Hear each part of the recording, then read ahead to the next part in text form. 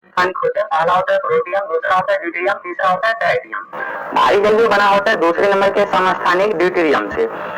तो साधारण जल जो होता है H2O होता है और भारी जल जो होता है D2O, ड्यूटेरियम ऑक्साइड। तो हमारा जो सही आंसर होगा सी ऑप्शन। साथ ही से एक और क्वेश्चन बिहार एसएससी पिछले बिहार एसएससी में पूछा गया था, D2O का पूरा नाम। तो इसका जो पूरा नाम होता है ड्यूटेरियम ऑक्साइड होता है और इसकी खोज यूरे साइंटिस्ट के द्वारा किया गया है। और D2O का जो अनुभार होता है दोस्तों 20 होता है और साधारण जल जिसे हम लोग पीते हैं H2O का जो अनुभार होता है 18 होता है। आप इन सभी पॉइंट को याद रखिएगा, अक्सर एग्जाम में पूछा जाता है। भारी जल का जो प्रयोग करते हैं दोस्तों नाभिक के रिएक्टर में मंडक के रूप में यूज किया जाता है और साधारण जल हम लोग पीते हैं। बी ऑप्शन में है जैसे दोस्तों H2O2, तो इसको हाइड्रोजन पेरोक्साइड कहते हैं और इसका प्रयोग किया जाता है गंदगी को साफ करने के लिए। जैसे हमारे कान के अंदर जो मैल जमा रहते हैं जिसमें हाइड्रोजन पेरोक्साइड का 2 से 3 बूंद दिया जाता है और जितने भी गंदगी रहते हैं खोल करके बाहर निकल जाते हैं। फर्स्ट ऑप्शन में समुद्र का जल H2O प्लस लवण। तो समुद्र के जल में साधारण जल यानी H2O प्लस साथ में लवण मिला हुआ रहता है। आप इन सभी पॉइंट को अच्छे से याद कर लीजिएगा। अगर एक बार में क्लियर नहीं होता है दोबारा वीडियो को देख लीजिएगा, क्योंकि एग्जाम में इन्हीं सभी पॉइंट से क्वेश्चन पूछा जाएगा। रेलवे एसएससी में इन्हीं सभी पॉइंट से क्वेश्चन प्रीवियस ईयर में पूछा गया है। बिहार एसएससी भी बहुत कम एग्जाम कंडक्ट करवाए हैं। आने वाले भविष्य में जितने भी एग्जाम होंगे इन्हीं सभी पॉइंट से क्वेश्चन आएगा।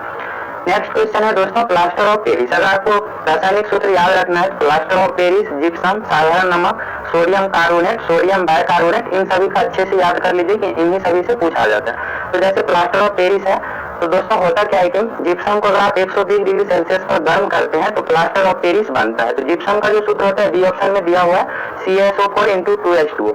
ये जिप्सम का सूत्र है। अगर आप इसको गर्म कीजिएगा 120 डिग्री सेल्सियस पर तो प्लास्टर ऑफ पेरिस का निर्माण होता है। तो प्लास्टर ऑफ पेरिस का जो सही सूत्र है सी ऑप्शन में CaSO4 × 1/2H2O। इसका पूरा नाम जो है कैल्शियम हेमीहाइड्रेट है, इसको भी कैल्शियम सल्फेट हेमीहाइड्रेट इसका पूरा नाम है। कैल्शियम सल्फेट हेमीहाइड्रेट, इसको याद रखिएगा, ऑप्शन में ये भी दिया जा सकता है। दोस्तों अगर आप कंफ्यूज हो जाते हैं जिप्सम साथ ही प्लास्टर ऑफ पेरिस में, इस तरह से याद रख सकते हैं जिप्सम से प्लास्टर ऑफ पेरिस का निर्माण होता है। आप यहाँ दोनों जगह देखिएगा CaSO4 दोनों जगह सेम है, यहाँ पर 1/2H2 है यानी 1/2H2 है, यहाँ पर 2H2 है। तो ये इसी से मिलकर यानी जिप्सम टूटकर प्लास्टर ऑफ पेरिस बनते थे। यहाँ पर 2 है तो 2 टूटकर जो है 1/2H2O का निर्माण किया। इस तरह से आप याद रख सकते हैं।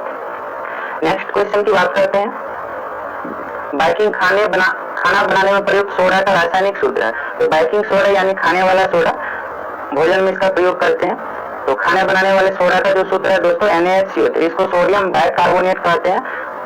साथ ही सोडियम कार्बोनेट यानी कपड़ा धोने के लिए जिसका प्रयोग करते हैं तो इसका जो सूत्र है दोस्तों Na2CO3 × 10H2। तो ऑप्शन में इतना भी दिया जाता है Na2CO3 सोडियम कार्बोनेट। तो आपको ये सही आंसर होगा ऑप्शन के अकॉर्डिंग। तो सोडियम कार्बोनेट का जो सूत्र होता है Na2CO3 10H2, इसको भी याद रखिएगा, इसको धोने वाला सोडा कहते हैं।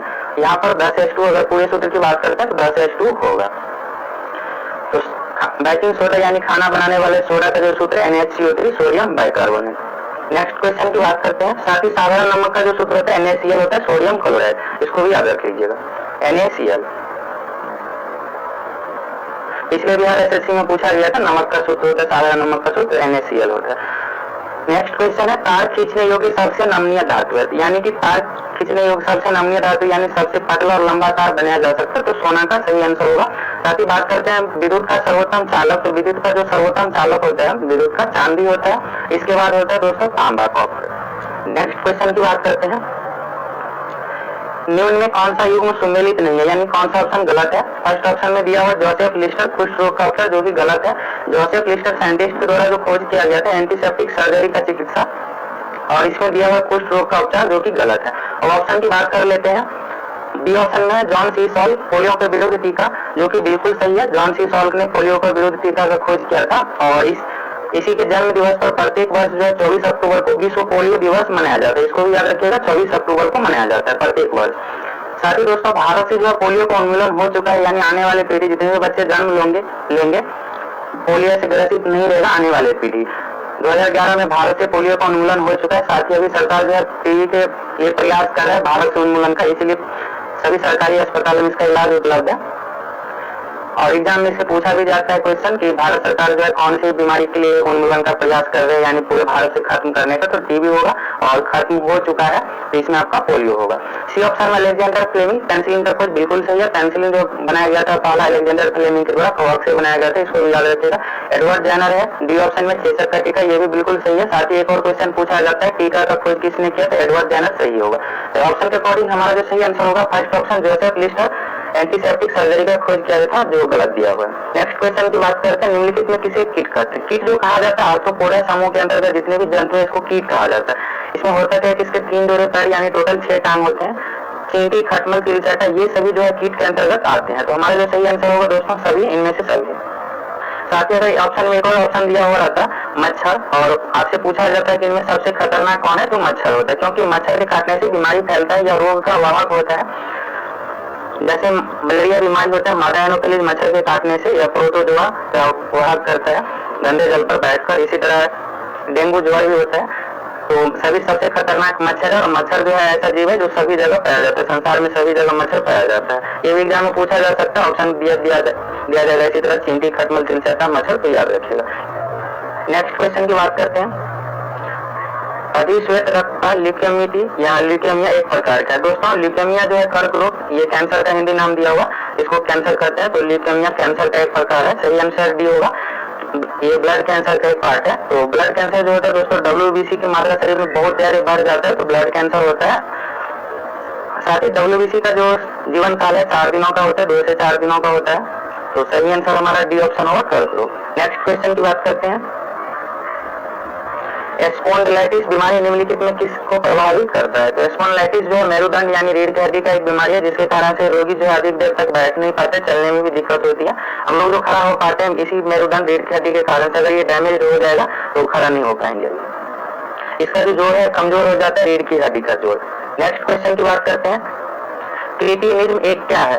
तो दोस्तों क्रिएटिनिज्म जो है बच्चों में होने वाला एक रोग है। हमारे शरीर में थायराइड ग्रंथि से थायरोक्सिन हार्मोन का रिसाव होता है, और इसी के कारण से शरीर का एक विकास हो पाता है अच्छी तरीके से। और इस रोग में जो है बच्चे का विकास नहीं हो पाता है सही तरीके से, शरीर का विकास नहीं हो पाता है। तो बच्चों में होने वाला एक रोग है। साथ ही एक और याद रखिएगा, थायराइड ग्रंथि में आयोडीन की कमी से जो है घेंघा रोग होता है। आयोडीन की कमी से घेंघा रोग होता है। तो सही आंसर भी होगा, बच्चों में होने वाला एक रोग।